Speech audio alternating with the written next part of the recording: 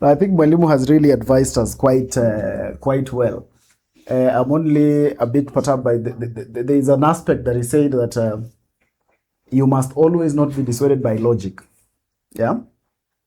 And I wanted to say you must not always be dissuaded by soothing things that look like logic. Logic in itself has no problem. Actually, once you endear yourself to being too logical and because when you become logical, you become analytical, your bar goes very high. Therefore, penetration of propaganda becomes very hard. Now, as human beings, our mind is inherently negative, not positive. I hope we all know that. That's why when the lights went off, none of us suspected our ire. We went to the extreme negativity that there is a blackout. Now, that is how we are as human beings.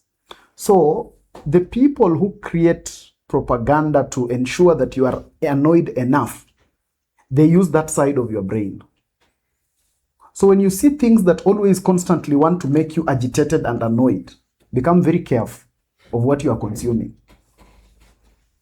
That's why I always say, the biggest challenge of young people, which is youth unemployment, and the challenges of third world countries, are a source of jobs for some people. And we must always know that. That's why when you think about it, you'll start realizing that there are some people that you've known since you were born, and every time you've listened to them, they have said things are not working. Honestly, you are about 20 years old. Things cannot all be bad for all that time. A logical person will say, okay, fine, there is this problem with this government, but at least this one is working. Now, we have people who make their money through showing you the problem. And that's why constantly you'll keep being fed with the problem. And those people will never feed you with any solution. Because they are called commercial activists. So every time you are consuming their things, always be very, very careful of what is their end game. And that's why they will get you to the height of emotion. But then you'll always realize that someone has gotten you very, very mad about the challenges, but they have not given you any iota of a solution. Because their interest is not for you to become logical. Their interest is for you to be mad. And that's when it comes to the aspect of police brutality.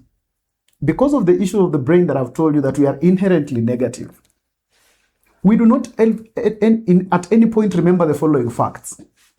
One, we rarely remember, when we talk about such things, we rarely remember that policemen are our brothers and sisters. We always think that presidents come with policemen somewhere in their cars, they come to State House or something like that. We forget, and it's a very easy thing. All of us, I'm sure, probably all of you have a relative or someone who is actually a policeman. So we conveniently always find ourselves forgetting that reality. Number two, we conveniently find ourselves forgetting how many policemen we have vis-a-vis what is our population. We conveniently forget. Number three, we always conveniently also forget that when we advocate for the rights of protesters, we have those ones not protesting who equally need their rights. Because we are a country that feeds a lot on negativity and the feeding of anger, we are so mad that we always think the only right we have is the right to protest, but we have the right to health care. It's also a right? We have a right to shelter. It's also a right. We have a right to education. But what is the right that we talk about with all our emotions? The right to protest. It is the only right we want to defend with all our mind. Right to dissipate Don't we really anger. want to defend the right to education, the right to health? Why do we want to be wired to be that most of the chaotic things are the ones that constitute our rights? And then when we want to have a conversation around them, want to conveniently forget some facts, want to conveniently forget that teachers also demonstrate. We want to conveniently forget these things. I have been to the protests very many times myself because I have been, and I was an ardent Raila Odinga follower. So our SI unit was always the street. But sometimes it would be the street and I see an ambulance. And then I would ask myself, okay, who would be in that ambulance and where is the ambulance rushing to? And if this ambulance is rushing to hospital to save a life, what makes me think that I should be protected as I block it? So that at the end of the day, some people will die, others will die from the ambulances, but they will add to statistics of maandamano. So at the end of the day, we must really, really be very, very careful with such kind of things so that we do not find ourselves being misled by some of these things. And as I finish, so that I'm not also too verbose, I want to talk something about unemployment. And these buyers of unemployment, especially as young people, we must look at it more keenly so that we don't just consume it as a tool of anger. Can we also start discussing how do we get out of the unemployment menace? I always believe it's a better conversation than just always sitting down and saying, you see, there's an unemployment, but then we got annoyed and go home. Then we meet again tomorrow. Then we again look for the challenge and say there's unemployment. Then look for someone to hate about it. Then we all go home. But can we start discussing the solutions? And as a trainer, I always feel like sometimes it's important for us to know that, number one of the causes of unemployment is incompetence. Again? One of the causes of unemployment is incompetence. There are so many people today. In fact, if you ask these elders here, so many young people are always in and out of jobs every day. They are being released courtesy of what?